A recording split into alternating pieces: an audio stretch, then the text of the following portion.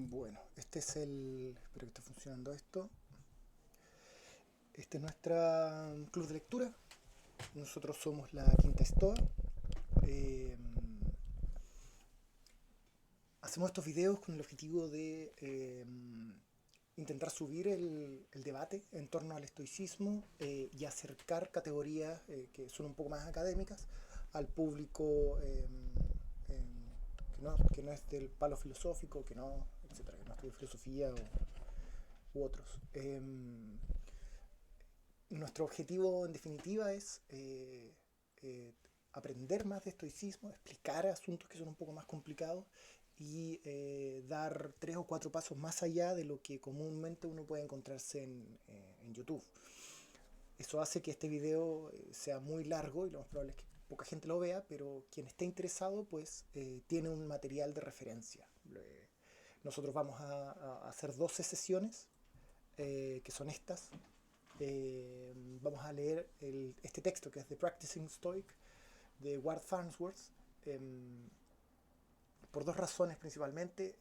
Uno, que eh, es un texto que aborda diferentes temáticas que son fundamentales del estoicismo y que muchas veces son mal explicadas o miradas de forma muy superficial. Eh, y Farnsworth es bastante, no solo claro, sino también es muy responsable al decir lo que sabe. Es evidente que lo conoce. Y lo digo por su segunda característica, es que el formato del texto es que en un momento él explica la categoría, la describe, y en un segundo utiliza citas directas para dar el punto, de modo que no es Farnsworth quien te lo explica, sino que es casi como si él te dijera, mira, así es, pero no me creas, sino que velo de las fuentes y te presenta diferentes autores clásicos de estoicismo. Entonces, es un libro ideal para aprender, porque, como digo, es claro, aborda temáticas fundamentales y está bien basado en la literatura disponible. Y hoy día vamos a hablar de los juicios. Esto ya se hizo, esta es la segunda versión. La- Intenté grabarlo y no pude. Entonces lo estoy grabando para que quede para todos, ¿no? Así que el siguiente video, cuando volvamos a ver esto, debería haber público, otra persona estaría presentando. Así que esto será un poco más impersonal. Bien, los juicios. Y hay uno en blanco. No sé por qué. Comienzo esta presentación con la tesis principal de Farnsworth, del capítulo 1, por supuesto. Dirá, no reaccionamos a los eventos en sí, sino a nuestra opinión de los eventos, y estos están bajo nuestro control. Esa es la premisa del texto a la que vamos a retornar al final. Farnsworth así lo explica, dice, nosotros experimentamos el mundo como si de cada evento que vivimos tenemos una experiencia directa. Entonces, si alguien me insulta, me enojo. Si es que alguien amenaza con robarme, tengo miedo. Si es que me rechazan románticamente, voy a estar triste, etc. Entonces hay un evento y una experiencia y es directo, ¿no? Así lo experimentamos. Y dirá el estoicismo que hay un espacio intermedio entre el evento y la experiencia, que es justamente el juicio, también traducido como opinión y como creencia. Dirá no solo que existe este espacio intermedio, sino que ese espacio es propio, es nuestro. Esto va a ser debatido más adelante, pero para adelantarlo, eh, se llama F-Gemin, o sea, que nos pertenece, pero no es que nos pertenezca en un sentido de como propiedad legislativo, sino más bien como, como que es un terreno propio, como que es algo que es mío, de mi propiedad, pero que debo ejercer soberanía y debo ejercer este control. No es un control pasivo y no es un título de propiedad que uno puede olvidar. Eh, Entonces que si bien nos pertenece, hemos de esforzarnos por ejercer la potestad de esto, de los juicios, opiniones y creencias. Bueno, esa es la tesis central de Farnsworth, yo la voy a expandir. Lo que aquí en Farnsworth son tres elementos, porque como digo es un texto introductorio, él habla de evento, juicio y experiencia, yo lo voy a expandir siguiendo a Tad Brennan, que escribe, al final aparece Stoic Life, Emotions, Fate y algo más, pero está al final. No es no es lo que dijo Farnsworth, es decir, no es evento, juicio, experiencia, sino que entre el juicio y el evento existe todo lo que nosotros entendemos como está la teoría del asentimiento en el estoicismo. Se los explicaré. Tenemos un evento que podría ser perdí mi bicicleta. El que yo ya no tenga esta bicicleta se me presenta, me da una impresión, lo explicaré en un instante, pero digamos que es aquello que emana del evento y me llega, ¿no? Esto que me llega ejerce, ahí está el observador en la... ahí, me llega, tengo la sensación de que, no sé, no está el peso de la bicicleta, pero también pienso en lo mucho que me costó, etc. Y tengo una protopateia, una preemoción que se llama, en la que la pérdida de la bicicleta me produce efectos físicos. Entonces, se me aprieta la guata, el estómago, el cuerpo, estrecho los dientes y los músculos, etc. Pero no es todavía una emoción o un juicio, sino que el evento me produce, como por ejemplo cuando uno huele comida que huele deliciosa. Hay algo en el apetito que se nos moviliza. O cuando uno ve un arma o ve un lugar que sospecha que es peligroso o lo que sea, recibimos esta impresión del mundo como se nos aparece y en nosotros se empieza a movilizar algo. Bueno, una vez que esta impresión nos llega y comienza a movilizarse, dirá el estoicismo que hay un momento en el que nuestra voluntad toma la información disponible y da o no da su asentimiento. Este asentimiento como está fundamentado en la lógica, el estoicismo tiene estas tres, la ética, la lógica y la física. En este momento del asentimiento hay una capacidad humana que unifica razón y voluntad, en la que uno recibe esta impresión y este primer fenómeno que me ocurre corporalmente, y uno dice, sí, tal impresión, tal lectura de mundo, diremos, la falta de mi bicicleta es un desastre, y uno dice, sí, tal cosa es como dice ser, tal impresión es verdadera, ¿no? Yo doy mi asentimiento a esta. Entonces, uno tiene esta experiencia cognitiva y desarrolla el juicio completo, ¿no? Así, y uno dice, así me parece, estoy de acuerdo, es coherente esto que estoy mirando. Entonces una impresión requiere de mi asentimiento para conformarse como un juicio. Y es luego que tengo esta experiencia corporal o emocional. Leo la realidad, me parece correcto lo que estoy leyendo, continúo con la conclusión y esa conclusión tiene efectos en mí. Tengo miedo, rabia, entusiasmo, anhelo, excitación, abandono, lo que sea, siento, ¿no? O por el contrario, cuando ocurre el evento, es una desgracia perder mi bicicleta, yo puedo decir no. Hay un momento en que mi voluntad dice, eso que estamos pensando, eso que me llega, puede que no sea cierto, lo voy a dudar, cuando menos lo voy a dudar. ¿Es una desgracia perder mi bicicleta? Una desgracia, ¿no? No, no es una desgracia. Mi bicicleta pudo haberse perdido siempre, por ejemplo. Si hubiera tenido conciencia de lo frágil que es mi bicicleta o la propiedad de ella, le hubiera puesto una mejor cadena. O ahora que lo perdí, está bien, es natural. La dejé mal aparcada, la dejé mal amarrada, digamos. Es natural que estas cosas ocurren. Por tanto, no es una desgracia. Y habrá un momento en el que mi voluntad racional dará su asentimiento o no dará su asentimiento, y yo al no darlo diré no. tal cosa no es como dice ser, tal pérdida de bicicleta no es una desgracia o una tragedia. No me parece lo que estoy pensando, no estoy de acuerdo, no es coherente. Entonces, mi experiencia corporal y emocional y conductual será distinta. No tengo miedo, no tengo anhelo, etc. Bueno, esto sonará muy abstracto, pero estoy intentando como bajarlo lo más que pueda. Aquí incluí esto de ta oik ef gemin. Esto no está dentro de mi control y esto o ello dentro de mi control, está dentro de mi control, me pertenece. Eh, o es de mi incumbencia, es de los asuntos que son míos y yo debería hacerme cargo. ¿Por qué? Porque lo que está fuera de mi control es la realidad, el mundo y lo que recibo yo del mundo. Y lo que está dentro de mi responsabilidad o es mío, me ocurre la preemoción, no puedo controlarla, es una emoción automática, por así decirlo, pero sí está bajo total gobierno propio el dar el asentimiento o no, o nos pertenece por naturaleza.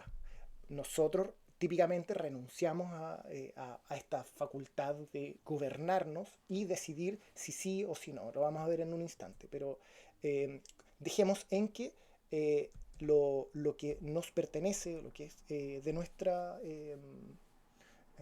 incumbencia, es por naturaleza libre, pero no en ejercicio, a menos que nos entrenemos en ello. Y de eso se trata el estoicismo.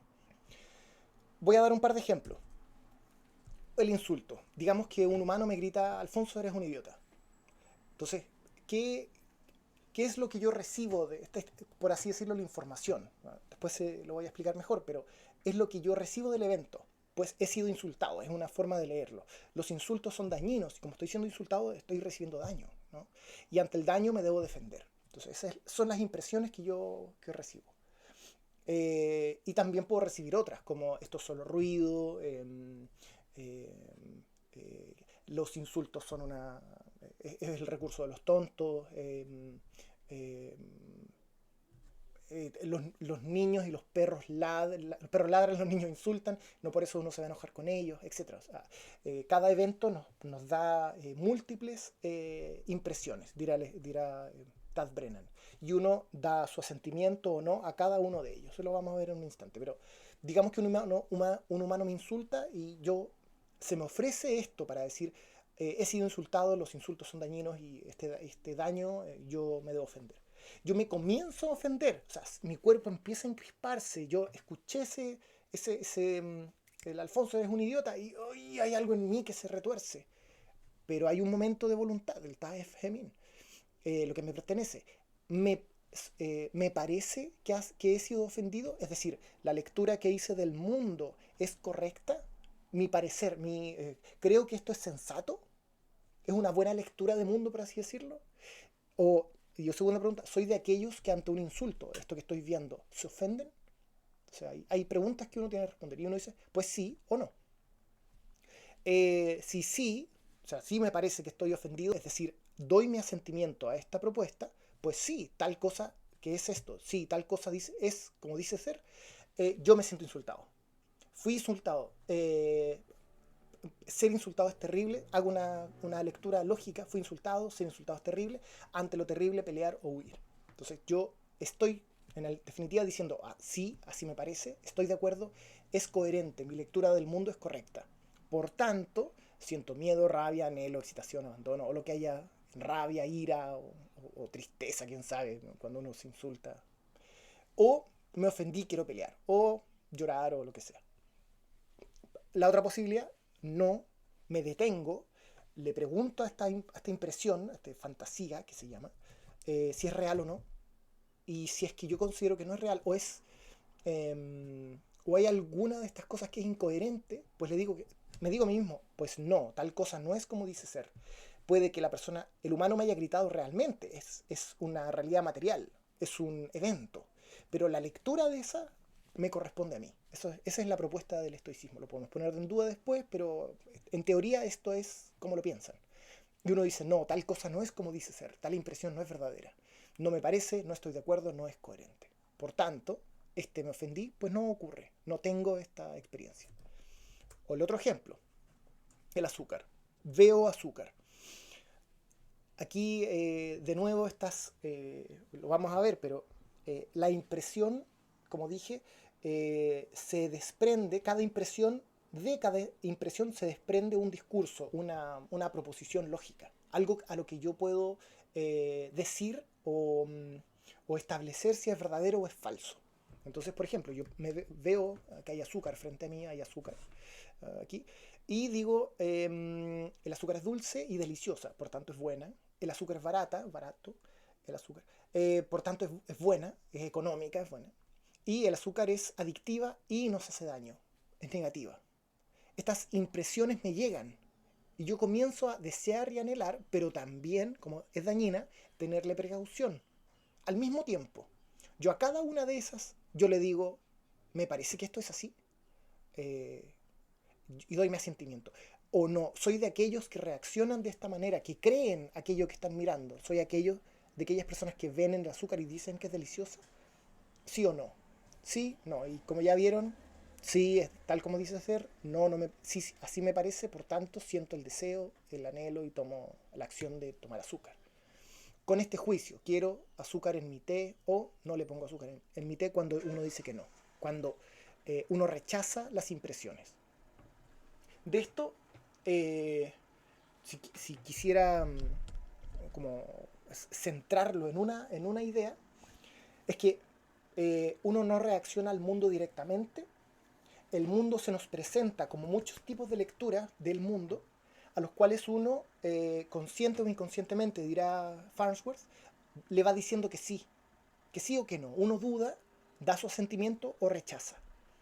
Eh, entonces, este asentimiento moviliza una lectura de mundo.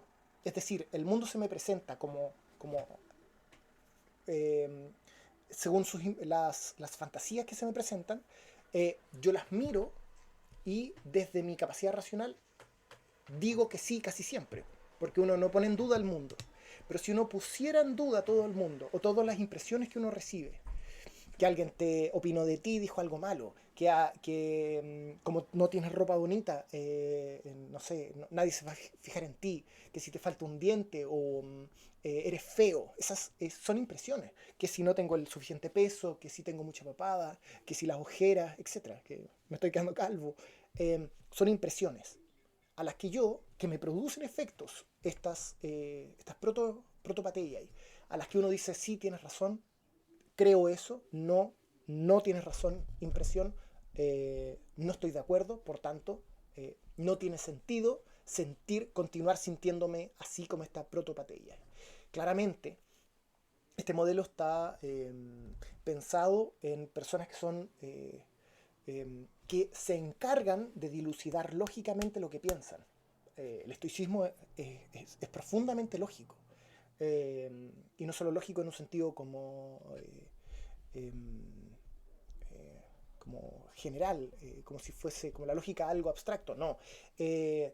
Lógica proposicional, aristotélica y de los eventos, que es la que heredaron de los megáricos. O sea,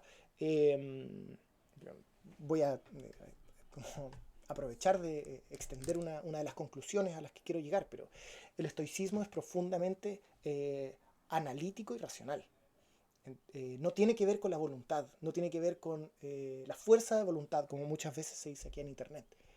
Tiene que ver con el análisis lógico de las impresiones, dar o no su asentimiento a estas impresiones y ser libre de caer en engaños. No tiene que ver con la voluntad, pero lo vamos a ver hoy día.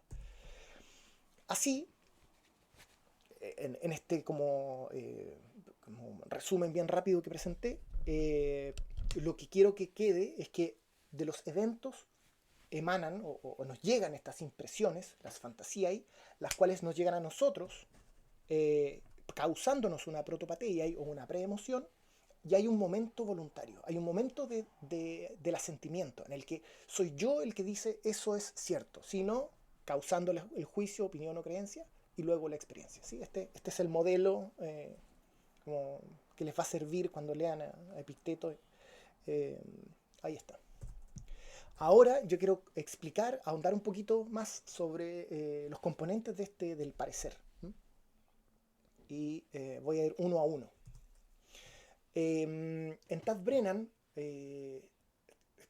explica que las impresiones, que esto es un debate muy grande, sobre todo en la Stoa Media y la Romana, se discutió mucho sobre las impresiones, de hecho desde Crisipo en adelante, y él hace un brochazo gordo o grueso sobre el debate de las impresiones. Dice que en general eh, los autores discutían sobre si las impresiones tenían una connotación, un contenido únicamente sensorial, y otros decían que era únicamente discursivo, que era sensorial y discursivo al mismo tiempo, etc. En definitiva, lo que planteará Tad Brennan es que una de las formas más sensatas es reconocer que tenía contenido sensorial las impresiones, la ausencia de mi bicicleta, por ejemplo, o lo atractivo que se puede ver un pastel o una tarta o lo que sea, pero también hay un contenido discursivo que a veces supera lo sensorial, como por ejemplo un sueño que no es percibido por los sentidos, más ocurre en el cerebro, eh, o una corazonada, por así decirlo, que no tiene contenido sensorial, pero sí tiene contenido discursivo, o los recuerdos, o bueno, etcétera, las rememoranzas, etcétera, que tienen contenido discursivo. Eh, Dirá Tad Brennan que la condición de verdadero o falso de las impresiones deriva de su contenido discursivo. O, podríamos decir en estoicismo moderno, eh, puede que las impresiones no tengan un contenido discursivo, pero nuestra manera de leerlo es discursivamente y podemos ordenarlo de esa manera. Eh, bueno, eso. ¿Qué quiero decir con el contenido discursivo? Lo que decíamos antes. Por ejemplo, el azúcar se me presenta como deliciosa, barata, pero adictiva y que va a engordar, por ejemplo. ¿Cómo puede un mismo evento, el azúcar, presentarme impresiones contrapuestas, que es mala y que es buena al mismo tiempo? Y cómo yo puedo, como humano, eh, considerar todas estas alternativas correctas al mismo tiempo. ¿Es buena y mala? ¿Cómo es eso? eh, el estoicismo propondrá que uno piense a fondo si es que es buena o mala en la práctica y escoger. Pero no escoger desde el capricho, sino escoger desde la razón, desde una razón ordenada, argumentada. Lo vamos a ver al final. Pero lo que quiero aquí señalar y subrayar es que toda impresión tendrá un contenido discursivo. Si es que alguien no sé, yo no tengo un auto, y si llega alguien y me pregunta, Alfonso, ¿dónde está tu auto? Ese de ese dónde está tu auto, uno dirá el estoicismo que se nos presentan una infinidad de impresiones y que uno va una a una diciendo esto no, esto sí, esto no tiene sentido. Hay cosas que uno simplemente ignora o simplemente nos pasan por arriba. Entonces alguien me puede preguntar dónde está tu auto y yo ofenderme, por ejemplo, porque me está diciendo dónde está aquella cosa que te da renombre. Y yo pensar que sí, que los autos nos dan renombre. Yo sí estoy dando mi asentimiento. ¿Qué ocurre en ese momento? La persona me pregunta dónde está tu auto. Me llega la impresión de que la gente de tu edad debería tener un auto. El renombre o el prestigio se equivale al tipo de auto que tienes. No tener un auto te hace un ciudadano de baja calidad. Él tiene un auto, tú no, eres inferior, etc. Estos cada uno de ellos es una impresión. Y juntos, por supuesto, en el momento exacto, en el evento, uno da su asentimiento, ocurre, me siento mal, me siento poca cosa, me describo como un pobre hombre inferior a aquel que sí tiene un auto, por ejemplo. Porque ya di mi asentimiento y desarrollé esta experiencia corporal, emocional y conductual. Me cierro un poco más, miro con desprecio o miro hacia abajo en señal de vergüenza, etc. Eh, y ocurre que después en la noche uno puede ir preguntándose, hoy día yo tuve vergüenza, ¿qué ocurrió? Bueno, tuve vergüenza cuando tal persona me preguntó dónde estaba mi auto. ¿Por qué? ¿Qué pasó ahí? Uno rememora y puede ir preguntándose cuáles son las proposiciones, el ciudadano que tiene un auto es bueno, o es de calidad, o etcétera, es deseable, cuáles fueron esas proposiciones a las que yo di mi asentimiento. su contenido discursivo. Bueno, el estoicismo se trata de eso, de leer las impresiones. Ahora, el asentimiento también es un poco más complejo, pero Tad Brennan hace un maravilloso trabajo y dice que el asentimiento tiene estas dos características, eh, es un, es un, tiene dos grandes componentes, uno estructural y uno de evento. Lo voy a explicar. La estructura, como de mi mente, de mi razón, me da una, que eso no es otra cosa que la conformación de mi alma, dirá el estoicismo, me da una disposición a dar mi asentimiento a cierto tipo de impresiones determinadas. Suena abstracto, pero dicho de otra manera, es como aquel que tiene cierta disposición será del tipo de persona que asiente a determinadas impresiones y a reaccionar de determinadas maneras ante esas impresiones. Entonces, el mejor ejemplo que puedo dar es el alcohólico, que frente al alcohol se sentirá nervioso y buscará circunstancias o excusas para abrir esa botella y comenzar a beber, por ejemplo. O quien adora las drogas, o quien tiene una disposición a dar su asentimiento a cuando se presenta droga, querer consumirla. O el avaro, o el que es lujurioso, por ejemplo, y el ejemplo que da mismo Tad Brennan, o sea, sí, no, Farnsworth, del libro que estábamos viendo, él dice el hambre. El hambre es una... tiene un efecto en nosotros, porque cuando tenemos hambre, miraremos la comida con más deseo, por ejemplo. O aquello que antes hubiéramos rechazado totalmente porque no es de nuestro gusto, de pronto adquiere sabor y lo deseamos. Lo que aquí quiero señalar es que para dar nuestro asentimiento tenemos una disposición natural, pero natural que ha sido construida en el tiempo desde mi experiencia y desde mis conversaciones con la vida cotidiana y cómo ha funcionado para mí el mundo hasta el día de hoy. Esta disposición cotidiana me empujará, me hará más fácil dar mi asentimiento sin darme cuenta de cierto tipo de impresiones. Así, como digo, el iracundo estará mucho más proclive a que si se le pierde algo, si se enoja, si se le pierde algo, si algo se rompe, si es que algo no es como él quería o ella quería, etc., enojarse. Doy mi impresión a que este evento es suficiente para yo perder mi temperamento. Disposición. Y al mismo tiempo, desde esta disposición, tenemos la acción o el evento. Es decir, cuando se me presenta una impresión y yo en el acto le digo, pues sí, eres verdadera, tienes sentido, eres coherente con lo que estoy mirando. Veo el mundo, me vino a mí mismo, veo mi historia, esto es verdadero. Le doy mi asentimiento. Decir que sí, ¿no? O decir que no, dudo. Se me presenta, se me pierden las llaves de la casa, me asusto, me enojo, pienso que soy un idiota, o digo, epa, estas cosas le pasan a cualquiera. Cualquiera puede perder sus llaves. Encontrémosla, no perdamos tiempo en enojarnos. ¿Para qué enojarnos?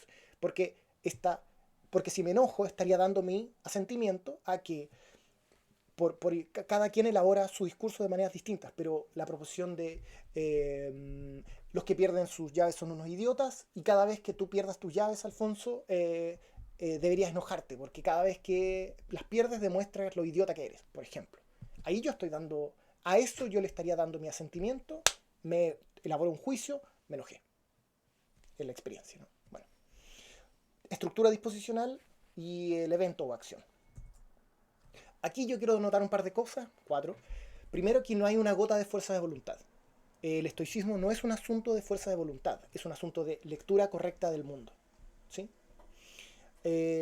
Segundo punto, la ira, como ya dijimos, o el hambre, es una pasión que se impone sobre mi estructura disposicional y fuerza a una disposición momentánea, como el hambre, como la lujuria o el deseo, como la ira. Entonces, cuando yo estoy iracundo, de ahí en adelante, todas las impresiones que yo reciba las voy a dar desde la lectura cambiada de esta disposición a decir, que todo me encoleriza más, por ejemplo.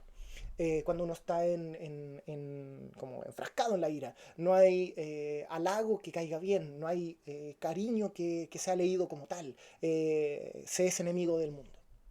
La ira es, bueno, tremenda, escrito bueno, lo pueden encontrar en internet. Tercero, el dar o no el asentimiento tiene que ver con mi capacidad de fundamentar. Lo vamos a ver en un instante, pero tiene que ver con mi capacidad de fundamentar, de entender las relaciones y explicar de dónde provienen mis ideas. Lo voy a decir de nuevo. El dar o no mi asentimiento tiene que ver con dudar de esa impresión y poder fundamentarla o no. Bueno, el dar asentimiento en la práctica tiene que ver con decir que sí, pero en ese espacio, antes de decir que sí, uno tiene la posibilidad de dudar, negar o aceptar. Y para aceptar, dirá el estoicismo, esto se relaciona con mi capacidad de fundamentar. O sea, yo debería poder dar mi asentimiento a aquellas cosas que tienen sentido que lo sean. Por tanto, y para llegar a eso, de forma lógica, tiene que ver con mi capacidad de fundamentar que esto sí está ocurriendo. Que sí la pérdida de las llaves configura un carácter idiota, ¿no? Pero si no puedo fundamentarlo o es incoherente, yo no debería dar mi asentimiento a eso. Y si bien ahora no puedo controlarlo porque la preemoción se subió y es muy poderosa, eventualmente si lo pienso con suficiente como agudeza, nuevamente cuando pierda mis llaves, yo voy a preguntarme, bueno, yo ya había pensado esto cuando estaba tranquilo. ¿Cómo era? Cuando uno no encuentra sus llaves no significa que uno es un idiota. O, Alfonso, fundamentalo. Hagamos el ejercicio. ¿Es cada vez que uno pierde sus llaves un idiota? Pues no tengo cómo fundamentarla. Entonces es falso. Por lo menos es falso. Dudar de ello, no seguirlo. Bueno, como digo, entender las relaciones y explicar de dónde provienen las ideas. Trabajar con las ideas. A esto yo lo empujo a decir que no es en la fuerza de mis convicciones donde uno debe descansar su asentimiento. Dicho de otra manera, no es con cuánta energía yo creo en algo. Esto no es fe. El estoicismo no pretende que seamos santos. Nos busca ser sabios. ¿Sí? Y el sabio llega a sus convicciones desde un examen racional de sus ideas. Entonces, no es tosudez, ese es el punto que quiero dar. Debemos entonces poder fundamentar nuestras ideas y desde allí obtener fortaleza de convicción. Aquí puse infantilismo, pero estoy exagerando.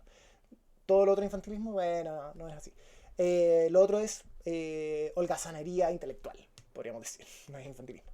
Y 4, todos tenemos una razón, la capacidad de escoger y de dilucidar, y la de todos puede perfeccionarse. Esto es una técnica lógica argumentativa, todo el mundo puede aprenderla. De modo que el estoicismo no es elitista, sino que es para todos. ¿Sí? Bueno, acabo de explicar el asentimiento, me dio una vuelta, pero creo que lo valía. Asentimiento. Ahora, ¿se acuerdan? Impresión, asentimiento, cuando tengo la impresión y el asentimiento, provoco un juicio. Vamos. El juicio es un asentimiento a una impresión, lo que acabo de decir. Es decir, un evento que involucra una lectura de mundo y un acto volitivo que necesita de la voluntad para ocurrir. Espero que esto esté entendiéndose.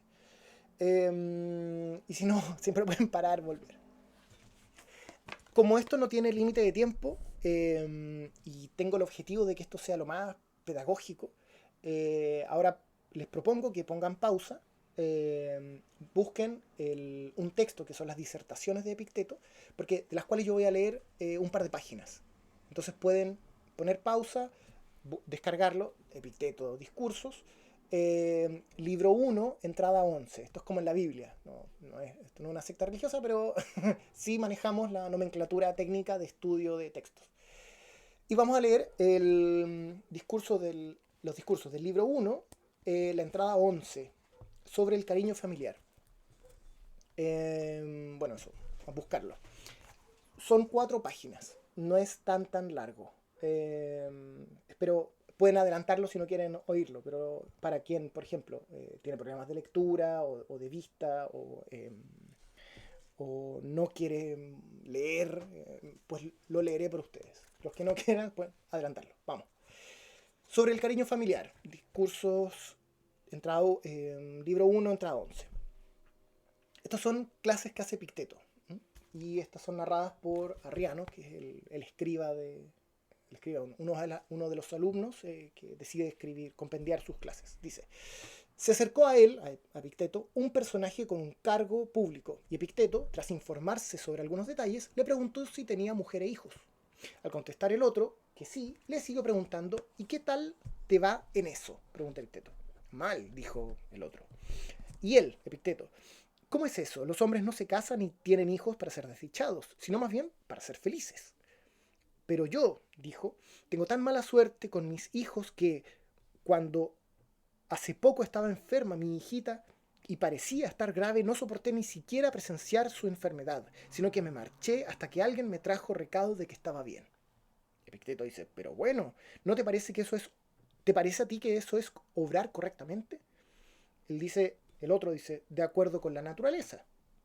Epicteto: pues convénceme tú de que es conforme a la naturaleza y yo te convenceré de que todo lo que sucede conforme a la naturaleza debería estar bien. Pues, dice el hombre, eso nos pasa a todos o a la mayoría de los padres. Y yo tampoco digo lo contrario, dijo Epicteto, pero yo tampoco digo lo contrario, que no suceda, pero lo que está en discusión es que si está bien. Porque si es por eso, hemos de decir que también los abscesos existen para el bien del cuerpo, ya que existen. Y en pocas palabras, que el equivocarse es conforme a la naturaleza, ya que casi todos, o al menos la mayoría, nos equivocamos. Muéstrame tú por qué eso es conforme a la naturaleza. No puedo, dijo el hombre. Mejor muéstrame tú por qué no es conforme a la naturaleza y ni está bien. Epicteto responde: si investigamos sobre lo blanco y lo negro, ¿qué criterio invocaríamos para reconocerlo? La vista, dice el hombre. Sobre lo caliente y lo frío, y sobre lo duro y lo blando, ¿cuál? El tacto, responde.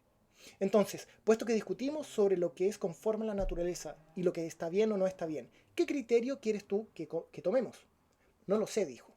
Epicteto dice: ciertamente, desconocer el criterio relativo a los colores, olores, incluso los sabores, no es un gran perjuicio, pero en lo relativo a lo bueno y a lo malo y a lo conforme a la naturaleza o contra la naturaleza, ¿te parece que sería poco perjuicio el que el hombre lo desconozca? El mayor, desde luego, dice el hombre. Epicteto: venga, dime, todo lo que les parece a algunos bueno y conveniente, ¿se lo parece con razón? ¿Es posible que todas las opiniones sobre la alimentación, la de los judíos, los sirios, los egipcios y los romanos, sean correctas? ¿Cómo va a ser posible?, dice el otro. Epicteto: entonces creo que es de toda necesidad que, si son correctas las opiniones de los egipcios, no lo sean las de los demás, y que si son correctas las de los judíos, que no lo sean las de los otros. ¿Cómo no?, pregunta el hombre. Donde hay ignorancia, hay también desconocimiento y falta de educación sobre materias necesarias. Sí, estoy de acuerdo, dice el otro.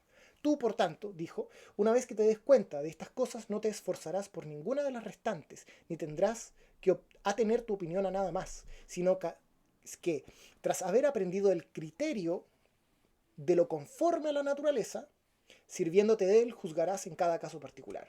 Pero en la presente circunstancia puedo ayudarte para lo que quieres con esto. ¿Te parece que el cariño familiar, le pregunta, es conforme a la naturaleza y bueno? El hombre dice: pues cómo no. Entonces, por un lado, el cariño familiar es conforme a la naturaleza y bueno, pero por otro, lo razonable no es bueno. Dice: de ninguna manera. Entonces, no hay ninguna contradicción entre lo razonable y el cariño familiar. El hombre dice: me parece que no. Si no la hay, dice Epicteto, es necesario que las dos cosas que se contradicen, si la una es conforme a la naturaleza y la otra sea contraria a la naturaleza, ¿o no? Dice: pues así es, dijo.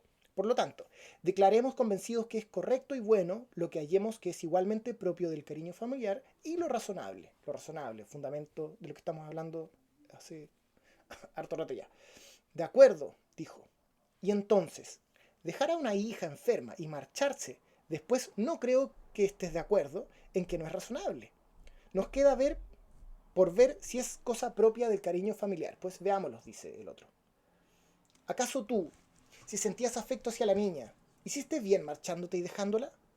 ¿La madre no siente afecto por ella? Claro que lo siente, dice el hombre. Entonces, ¿debía dejarla también la madre o no debía dejarla? Bueno, ella no debía, dijo. ¿Y la nodriza la quiere? Pues sí que la quiere, dijo. ¿También ella debía dejarla? De ningún modo. ¿Y el pedagogo, el profesor, no la quiere? Sí, sí, claro que la quiere. Entonces él debía marcharse y dejarla. Y que así la niña se quedara sola y sin ayuda por causa del gran afecto que le tenéis vosotros, sus padres y los que la rodean. O que muriera en manos de quienes no la quieren ni se preocupan de ella. Pues claro que no, dice el otro hombre. Entonces, lo que uno cree que es adecuado para sí mismo, porque siente afecto, ¿no es injusto e irreflexivo no permitírselo a quienes igualmente sienten ese afecto? Pues eso es absurdo, dice el otro hombre. Ea. Si tú estuvieras enfermo, querrías que tus parientes, y sobre todo tus hijos y tu mujer, sintiesen tanto afecto por ti que te vieras abandonado por ellos y solo? De ninguna manera, dice el hombre. Desearías ser tan querido por los tuyos que por sus excesos de afecto te vieras siempre solo y abandonado por las enfermedades, o más bien, para eso pedirías, si fuera posible, ser querido por tus enemigos, de modo que te abandonaran. Si es así, resulta que lo que hiciste no es en modo alguno propio del afecto. Me alargué, pero espero que se esté entendiendo. Y entonces, ¿qué? ¿No era nada lo que te movía e incitaba a dejar a tu hija? ¿Cómo es eso posible? Dice Epicteto. Esto sería como lo que movía a uno en Roma a cubrirse cuando corría un caballo que le interesaba y luego, una vez que ganaba inesperadamente, a necesitar de esponjas para recuperarse del desmayo. Es una anécdota bien particular, ¿no? ¿Cuál es la razón? Dice él. En este momento nos hace falta entrar en detalles. Basta con que nos convenzamos de esto, y esto lo subrayo, de si es razonable lo que dicen los filósofos, de que no hemos de buscar la razón de lo que hagamos, de que hagamos algo o no lo hagamos, de que digamos algo o no lo digamos, de que nos enardezcamos o nos reprimamos, de que rehuyamos algo o lo persigamos, sino que en todos los casos esa razón es la que precisamente ahora tenemos tú y yo, tú para venir a mí y estar ahora sentado escuchando y yo para decir esto. ¿Cuál es esa razón? ¿Hay alguna otra excepto las que, que nos pareció bien? Nos pareció bien, esa es la categoría. Ninguna, dice el otro hombre, Epicteto. Si nos hubiera parecido lo que me parece, si nos hubiera parecido de otra manera, ¿qué otra cosa habríamos puesto en práctica sino nuestro parecer? Epicteto. Por tanto, esa es la razón del padecimiento de Aquiles, no la muerte de Patroclo. Pues ningún otro padeció eso por la muerte de un compañero, sino que a él le pareció el parecer. Y la de que tú entonces huyas, lo mismo, porque te pareció. Y al revés, si no te hubieras quedado, también, porque te habría parecido. Y ahora te vas a Roma, porque te parece. Y si cambias de parecer, pues no irás. Y en pocas palabras, ni la muerte, ni el destierro, ni el sufrimiento, ni ninguna de esas cosas son la razón de que hagamos algo o no lo hagamos, sino que lo son nuestras suposiciones y opiniones. Pues te convenzo de ello o no, me convences, dijo. Continúa, ese es el punto que quería encontrar. Y sobre disertaciones 12 creo que es muy largo, pero pueden buscar. En definitiva, habla en ese punto, Epicteto habla del el canon, de que nuestro parecer es individual, todo mundo tiene opiniones distintas, pero lo importante es no solo reconocer que todos tenemos opiniones distintas, sino reconocer cuál es el fundamento y cuál está mejor fundada, ¿no? Y que ante las opiniones, ante los elementos distintos de la geometría, uno inventa canon para poder leer los elementos, las proporciones, los cosenos, etc. Hay unas reglas. Para ver los pesos o los desbalances de masa, se usan pesos, dirá Epicteto. Ese es el canon de eso. Para ver los ángulos rectos y enderezar los chuecos, etc., existen reglas. O sea, hay reglas exteriores a nosotros que nos permiten dilucidar qué es qué, el canon. ¿Cuál es el canon? La razón, la lógica. Asegurarnos que nuestro parecer esté bien fundamentado, bien fundado. El hombre que huyó de su hija en sufrimiento le parecía que era natural huir y se legitimaba. Pero ahora, conversando con Epicteto, se da cuenta que estaba mal leyendo, estaba equivocado en que cuando uno sufre el dolor de un familiar, uno debe huir. Eso es falso, no debo seguirlo. Bueno, me alargué, pero espero que se haya entendido. Lean del 12, el discurso 12. Esto es un repaso. Entonces, hemos dicho hasta ahora que los eventos son externos, materiales e incontrolables, fuera de mí. Las impresiones tienen una características sensoriales y lingüísticas. Modifica el alma, eso es otra, hoy día no lo dije porque es muy largo, pero en la práctica, dar mi asentimiento modifica la estructura de mi psique, pero no se preocupen, en otro momento lo veremos. Esta impresión causa una preemoción que es involuntaria, es el inicio de un proceso y depende de mi estructura de lectura. El asentimiento es voluntario y tiene estas dos características, que es disposicional y es un evento, un acto. Es mío, no lo manejo en su totalidad, pero puedo conquistarlo en un aumento, eh, aumento paulatino, procesual, eso de libertad, de autonomía, de poder conquistar mi propia razón y dudar de las impresiones falsas, negar las impresiones incorrectas o bueno, de frontón falsas, las inciertas, dudar de ellas, mantenerme distante y solo asentir a las correctas. Dijimos que una impresión con un asentimiento provoca un juicio, que es un evento lingüístico-cognitivo que altera mi disposición, como dijimos el hambre, pero también el enojo. Cuando ya estoy enojado, tengo una alteración en mi disposición para tomar decisiones. Por eso uno no debe tomar decisiones enojado. Bueno. Y esto produce una experiencia cognitiva, emocional, conductual, que tiene cierta duración hasta que la impresión se disipa y yo retorno al control de mi parecer. Esto es estoicismo. O sea, cuando... bueno, eso. Tad Brennan, lo pongo al final, léanlo, los capítulos que pusimos. De esto yo voy a desprender malas lecturas. O sea, de esto que acabo de presentarles, que un evento causa impresiones, que requiere mi asentimiento, por tanto me producen juicios que luego derivan en la experiencia, tiene malas lecturas. Voy a nombrar 4 o 3 parece. Malas lecturas. El error sofista relativista.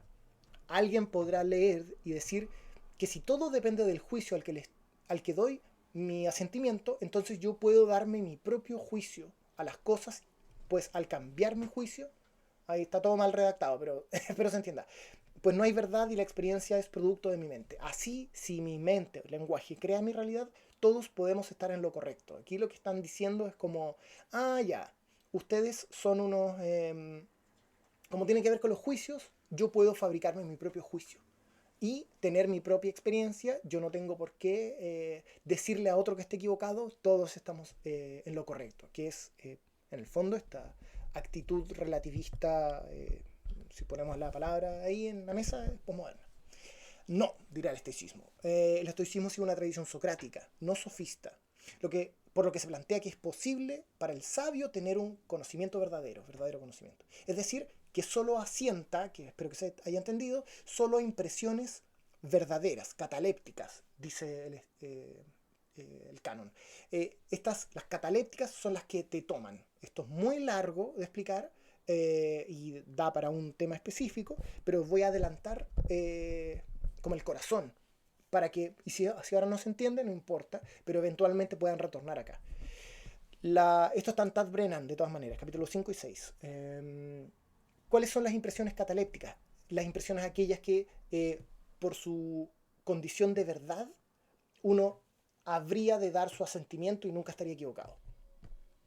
Esto ocurre cuando la impresión proviene de lo que es, su origen es correcto, cuando la impresión está estampada o amoldada, es decir, hay un isomorfismo, de acuerdo con lo que es, ahí hay una homología, armonía, correspondencia, etcétera, que es correcta.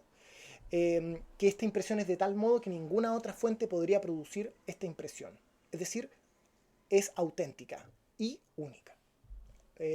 Lo que aquí, más allá del contenido, la idea central de esto es que el estoicismo apostará de que sí es posible tener conocimiento verdadero. El sabio nomás puede tenerlo, es verdad. Todos nosotros no tenemos conocimiento, sino más bien vamos a tener opiniones fundamentadas o no. Pero el que exista la condición de verdad o de verdadero conocimiento y que el sabio pueda tenerlo, nos entrega un camino. Esto no es relativista. El estoicismo no es relativista, las perspectivas no son todas individuales, o, dicho de otra manera, sí son individuales, pero no todas son igualmente válidas y tienen el mismo peso. Hay unas bien fundamentadas y unas mal fundamentadas, y esto lo vamos a ver ahora. Si bien solo los sabios tienen conocimiento, porque entienden aquello que es, nosotros como aprendices no tenemos este conocimiento. Pero a pesar de no tener conocimiento, sí podemos tener opiniones mejor o peor fundamentadas, o con un mejor o peor grado de argumentación. Así, dirá Tad Brennan que existe para nosotros, la gente normal, dos tipos de asentimiento. ¿Se acuerdan del asentimiento? Espero que sí. El asentimiento fuerte es aquel donde yo puedo mantener la coherencia del argumento bajo un cuestionamiento o una interrogación cruzada. ¿Sí? No es una convicción ni una fuerza del carácter, no hay voluntad, no es una fuerza de voluntad, sino que es una capacidad racional de pensar ordenadamente con correspondencia dentro de los argumentos. Porque, ¿por qué hiciste esto? Bueno, me pareció correcto, porque como intentó hacer el caballero que leímos de la historia, porque es natural que uno huya cuando ama mucho a alguien. Epicteto te desarmó, te hizo una interrogación cruzada, te cuestionó el fundamento, hasta que se equivocó. Y la persona reconoció su error. Bueno, eso habla bien del caballero que reconoce su error. Porque hay veces que uno toma lo que vamos a ver ahora, que es el asentimiento débil, y lo toma por fuerte. Veamos. El asentimiento débil es aquel que se sostiene en verdades infundadas, contradictorias y sin la capacidad de poder explicarlas, ¿no? Donde mis verdades se sostienen hasta que alguien me las cuestione, aparezca una tentación que me haga a sentir otro tipo de cosas, o una presión externa me empuje a cambiar. Todo esto lo saco de Tad Brennan. Es decir, el asentimiento débil es lo que todos hacemos en asuntos que no están cuestionados y que las damos por verdades, pero verdades allá en el fondo. Dicho de otra manera, tenemos una disposición en nuestra capacidad racional de dar mi asentimiento cotidiano a cosas que sí, porque no las cuestiono más, no le doy mucha vuelta. ¿Para qué pensarlo? Pero si alguien viniera y me preguntara, Alfonso, ¿por qué estás haciendo esto? O ¿cuál es el sentido último de aquellos actos que llevas a cabo? O ¿estuviste triste? Pues cuéntame, ¿cuál es tu tristeza? ¿No? Y me ayudara a dialogarlo, o sea, en el diálogo me ayudara a dilucidar su fundamento, yo muchas veces me daría cuenta que estoy dando saltos de fe. Doy mi asentimiento débil y lo tomo por fuerte. El aprendiz de estoico, o el procoptón, tenderá y buscará dar asentimiento fuerte o abstenerse de dar el asentimiento. Abstenerse de decir, sí, esto es como así, no te preocupes, esto parece que es así. Bueno. Por último, y esto es importante, en el estoicismo, esto es un presupuesto que por supuesto que hay que reflexionar, hay que ponerlo en duda, hay que ver cómo esto dialoga con la ética moderna, pero en el estoicismo clásico y el tradicional hay una apuesta en el que la mente se expresa de forma lógica y su naturaleza sana, bien desarrollada, será racional. De modo que la mente humana ama lo coherente, es su naturaleza, y sufre con la contradicción. Odiamos estar confundidos y amamos la claridad. Esto es, yo diría, una piedra angular del estoicismo clásico. Dicho así, una mente sana, libre de enfermedad del alma, no tendrá contradicción interna, porque estará leyendo el mundo como es, fundamentando sus opiniones y dando asentimiento a las verdaderas, teniendo una lectura entonces correcta del mundo, o cuando menos lo mejor fundamentada, hasta que lleguemos a sabio, por supuesto. De modo que la conducta que emana de estos juicios correctos será apropiada tanto con la naturaleza humana, o sea, con la naturaleza externa, pero también con la naturaleza humana. Ser prosocial y racional. Espero que se haya entendido. Yo de esto quiero empujar que recordemos que los estoicos, cuando empezaron, se llamaban socraticoi. Los socráticos luego se llamaron estoicos. ¿Por qué subrayo esto? Porque Sócrates, cuando estaba en el último día de su juicio y lo iban a matar al día siguiente, o parece que el mismo día, viene, Crow es con C, se me olvida el nombre, pero la memoria. Pero viene el amigo financiando al guardia, y le dice, Sócrates, vámonos. Le pagué al guardia, si es que tú si todos saben que nosotros no hicimos nada, o sea, si tú te dejas morir, pensará la gente que nosotros no hicimos nada y nos echarán la culpa. Entre todos los amigos hemos pagado que el guardia haga ojos ciegos y que hay un barco para ti y que te vayas a tal isla. Es como está todo financiado. Huye, Sócrates. Huye y hazte bien, haznos bien a nosotros. Y Sócrates se lo pregunta. Dice, bueno, está muy bueno lo que tú me dices, pero tú me conoces. Tendría que haberlo buscado, pero lo pueden encontrar. La cita es como muy usada. Tú me conoces. Yo no tomo acciones, sino antes entender su fundamento y por qué las estoy haciendo. Así que lo mejor que podemos hacer, acompáñame, eh, pensemos cuáles son los fundamentos de esta acción. Si debo salir o quedarme acá. Y el diálogo trata de eso, de su responsabilidad para con la polis. Otro texto, no es muy largo, pero es el fragmento que quiero decir. ¿A qué me refiero con esto? Una mente sana del que se acerca a la sabiduría se preguntará por los fundamentos y no dará su asentimiento a opiniones mal fundadas. De todas maneras, lo que aquí quiero decir es que el estoicismo no es relativista, no hay una verdad personal y no todas las opiniones tienen el mismo peso. Habrán algunas que están bien fundamentadas y otras que no. Y aquí esto, bueno, hay que asumirlo. Eh, hay un debate al respecto contemporáneo, pero eso es lo que plantea el estoicismo clásico. Otra mala lectura, un error perspectivista. Dirá el perspectivista, si todo depende de mi disposición o estructura a dar asentimiento, el evento, entonces yo puedo creer lo que yo quiera, darle mi propio juicio a las cosas, pues estas son producto de mi mente. Es decir, yo puedo tener mi propia estructura personal, libre y única. La mente, el lenguaje crea la realidad. El estoicismo es perspectivista. Es casi igual a lo anterior, pero le damos una connotación adicional, la perspectiva. No, como ya se explicó antes, no... el estoicismo no es perspectivista, es una filosofía helénica. Hay una verdad, accedemos a ella racionalmente, el sabio principalmente, pero nosotros de forma lógica y fundamentada. Está esta razón presente en la naturaleza y estará en una mente trabajada. De hecho, si me dan un segundo, se los digo como lo dice Boeri.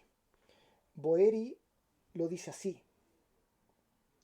Las éticas cosmológicas, esto del logos que está en la naturaleza, es una idea fascinante, dice él, porque presupone que hay una naturaleza universal y que la naturaleza universal y nuestra propia naturaleza tienen algo en común. Esta naturaleza cósmica tiene una estructura racional, o que es lo mismo, or is the same as universal, o es lo mismo que la razón universal, y que nuestra naturaleza, la cual, de acuerdo a Crisipo, son instancias microcósmicas del universo natural, en tanto nuestra naturaleza es parte de esta naturaleza grande, o macro, y que esta naturaleza interior mía tiene tal estructura racional también. Esta idea también asume que nuestra vida práctica tiene algo que ver o que hacer con la naturaleza universal, en la medida en que la naturaleza universal puede tener un carácter normativo. La verdad me deriva a lo bueno, normativo, que trabaja como un criterio para la acción moral y que la razón humana, en tanto instancia de la razón universal y por tanto coherente a ella, es posible o le permite, is able to know, tiene la posibilidad de conocer la razón universal y de él considerar los eventos como desde el punto de vista de la razón universal. Bueno, creo que vale la pena. Este texto se llama Does Cosmic Nature Matter? Some Remarks on the Cosmological Aspects of Stoic Ethics, de Marcelo Boeri, en el libro God and Cosmos in Stoicism, editado por Ricardo Salles. Bueno, es decir, no es perspectivista, hay una verdad y esa verdad está dada por el cosmos y mi razón personal. Otra mala lectura, la mala lectura pseudo budista. Otro podría decir, entonces la meditación estoica prosoque implica vaciar la mente para no caer en errores de lectura, lo que habíamos dicho antes, y tener una experiencia trascendental de una verdad inmanente. Pues no, de nuevo. El estoico no busca vaciar su mente, busca eliminar su ignorancia, enmendar los errores de lectura, observando las proposiciones de sus impresiones, si es que son verdaderas, falsas o inciertas. Ya lo hemos dicho hartas veces. Para el estoicismo sí hay una verdad. No podemos llegar a ella, es verdad todavía, pero podemos perfeccionar nuestro sistema racional para poder diferenciar lo falso, lo verdadero y lo incierto.